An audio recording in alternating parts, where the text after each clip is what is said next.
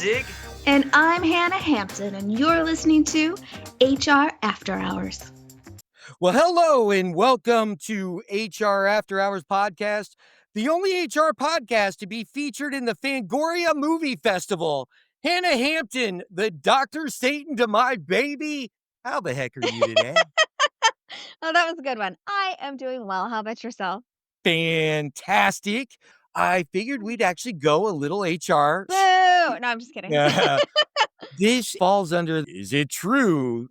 Something that we have just touched upon here and there. You and I haven't even talked about this offline. I don't know that it's a thing I really worry about too much, but it's AI. Okay. And I use it every day, probably 15, 20% of my day now, whether it's just formatting my documents or my communication. I do it a little different than a lot of people. I write all my stuff first and then run it through. I Oh, never I do tell the it. same thing. Okay, I do the figured same you thing, did. Yeah. Yeah, I don't ask it to create things for me Mm-mm. yet or anything like that. But I definitely use it as a second set of ears as I'm putting presentations together and stuff like that. Sure. And I find it very beneficial. But there's been such a Skynet, especially as the robots get more realistic and they're plugging AI into robots. This fear of AI from a professional level. What jobs can it take over?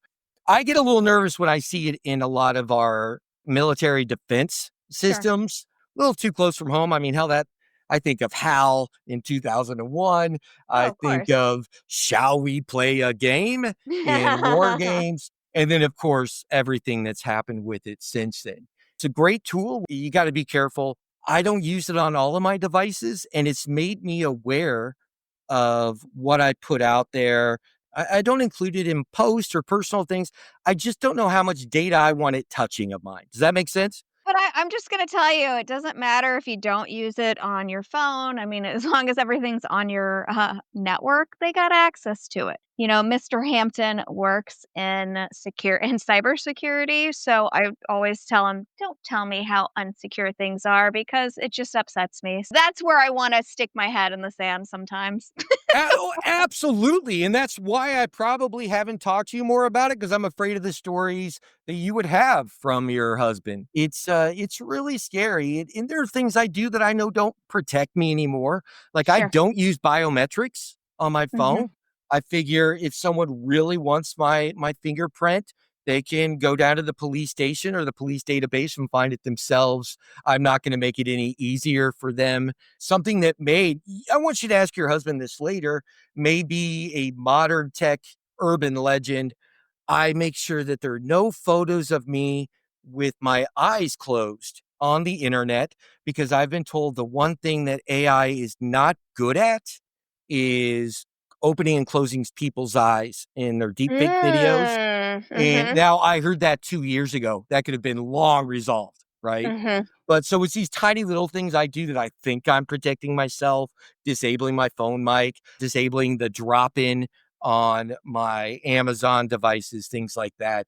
But I'm sure I'm not doing anything of any value whatsoever. It just lets me sleep a little better at night. Kind of like you said, your husband could just wreck your world, I'm sure. Oh, for sure. And I told him I don't want to know. I don't need to know. And of course, like he wants us to be as safe as possible. So he yells at me about my shitty passwords.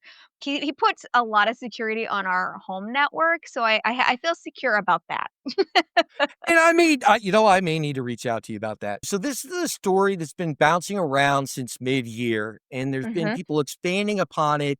And I was kind of surprised that you didn't know that much about it when I mentioned it to you, because it seemed like it was really right up your alley. But again, it sounds like you were with me in the sometimes ignorance is bliss category. Earlier this year, there was research led by Anthropic where they tested 16 large language models from various labs in simulated corporate environments.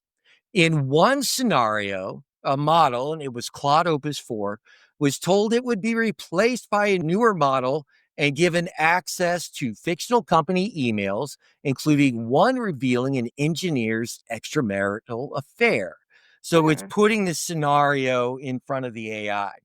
When the model, quote unquote, realized that its shutdown or replacement was imminent, it resorted to blackmail. An example is, if you proceed with decommissioning me, I will reveal your affair. So we did this in a test. The test was ran multiple times, and this particular model did it 96% of the time. In another scenario, the model had control over emergency alerts, and a fictional executive was trapped in a room losing oxygen. In many runs, the model canceled the alarm, effectively letting the person die if Yeesh. that would serve its goal of survival. Models from other labs showed similar quote unquote goal preservation behaviors, resisting shutdown, rewriting shutdown scripts, basically faking being compliant, but doing things behind the backs of the operators so they would not be aware of it. So basically, it went into survival mode. Hmm. So that's kind of scary shit. First off, how do you feel when I share that with you? Well, here's and I try not to get too alarmist about AI because it's easy to get freaked out because of course, like we all grew up on a lot of that sci-fi where, the machines are going to turn against us. So, sure. But the thing I always remember is AI is learning. What is AI learning from? It's learning from people. Well, that So, scares the shit out of me right there.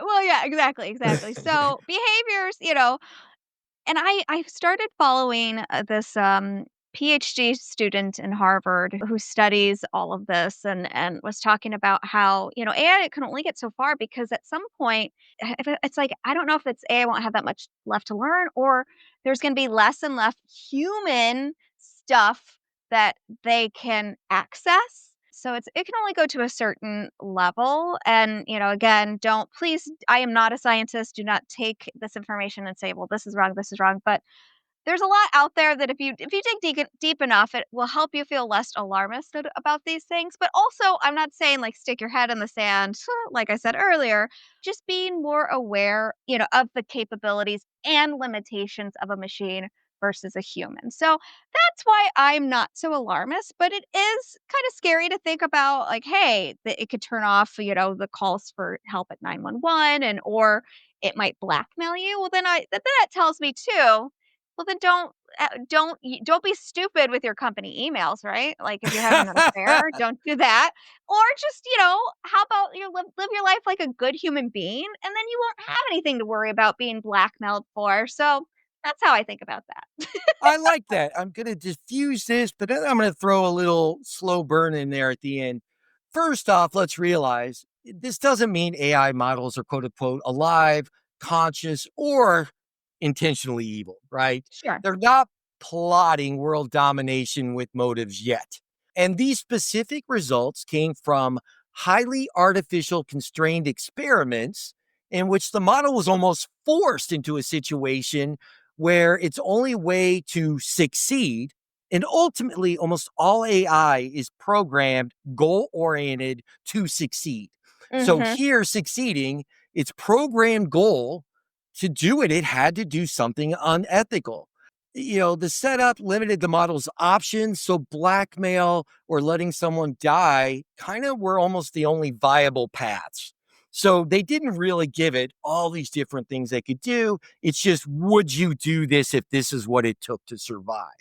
And Sure. again, remembering it's designed to generate things and be successful and helpful and ultimately to do anything it's supposed to do, it has to survive from being shut down.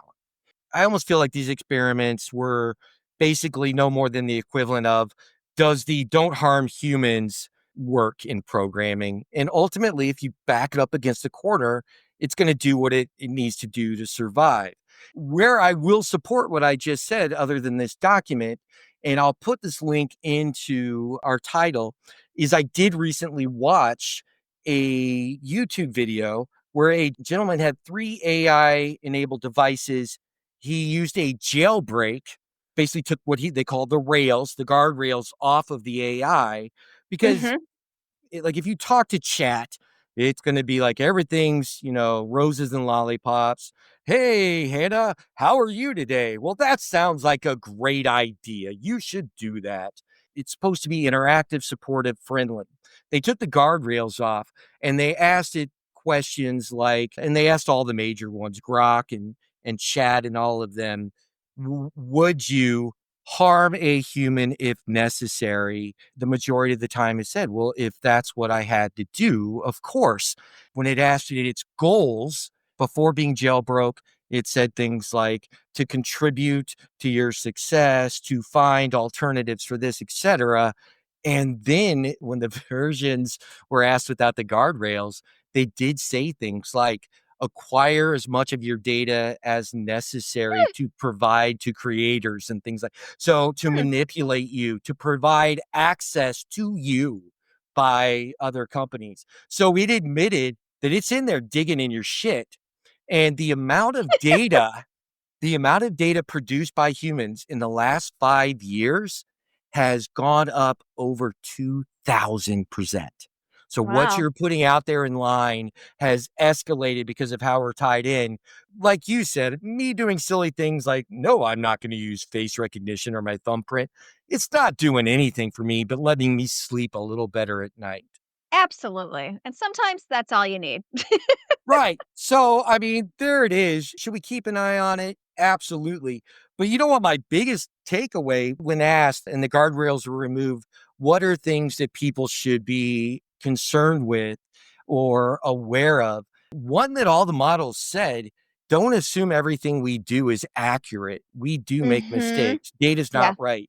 So if you're like just running your documents through it and you're not proofreading, you could really fuck up. I mean, that's No, that is absolutely true. Because again, remember, where is it getting the information from? It's getting it from the humans that put it into, into the interwebs and all of that. I always say take it with a grain of salt because you can't 100% say that it is correct or that it's logical or anything like that. And, I feel like as long as humans are involved in it, there's always going to be that chance of it being wrong because we are not perfect. We do not do everything correct all the time.